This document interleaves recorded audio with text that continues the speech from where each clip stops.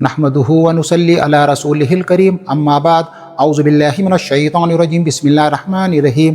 میرے محترم بزرگوں اور دوستو، شعبان اور 15ویں شب یعنی جسے شب برات کہتے ہیں، برات کا مطلب ہے خلاصی، برات کا مطلب ہے آزادی، یعنی اللہ رب العزت اس رات میں جو گنہگار ہیں، جو جہنم میں ہیں، ان کی اللہ تعالیٰ خلاصی کا اور رہائی کا فیصلہ اور حکم صادر فرماتے ہیں۔ اور اس کے علاوہ دنیا میں بھی جو لوگ گنہگار ہیں، اللہ تعالیٰ ان کے گناہوں کو بھی محض اپنے فضل اور کرم سے معاف فرماتے ہیں۔ لیکن جس طریقے سے خرافات اور بدعات شب برات کے نام پر کی جاتی ہیں یا ہوتی ہیں، میرے بھائیوں، وہ کوئی عبادت نہیں ہے، اس سے سوائے آپ کو نقصان کے اور کچھ حاصل نہیں ہوگا۔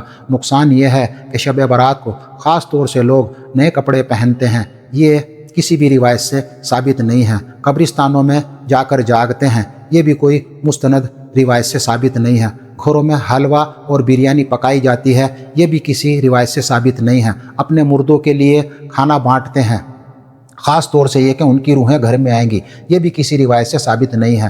برات کا مطلب خلاصی ہے، یعنی یہ خاص رات ہے، اس میں اللہ کا خاص انعام ہوتا ہے، اور اللہ رب العزت مغرب کے بعد ہی پہلے آسمان سے 7ویں آسمان پر جلوہ افروز ہو جاتے ہیں اور اپنے بندوں کے اتنے قریب ہوتے ہیں کہ اس رات میں جو انسان بھی نفل عبادت کرتا ہے اور اللہ سے اپنے لیے خیر کی دعائیں مانگتا ہے، اللہ تعالیٰ ضرور بے ضرور اس کی دعاؤں کو قبول فرماتے ہیں اور اس کے حق میں خیر کے فیصلے فرماتے ہیں۔ میرے بھائیوں، اس میں اجتماعیت کا کوئی ثبوت نہیں ہے اور کسی طرح کا کوئی دوسری خرافات کا کوئی ثبوت نہیں ہے۔ تنہا عبادت کریں، تنہا اللہ کے سامنے نماز پڑھ کر، نوافل پڑھ کر، قرآن کریم پڑھ کر اللہ سے دعا کریں، اپنے لیے بھی اور اپنے اہل خانے کے لیے بھی۔ اللہ تعالیٰ ہمیں سب مسلمانوں کو شب برات کی فضیلت سے سرفراز فرمائے۔ السلام علیکم ورحمۃ اللہ وبرکاتہ۔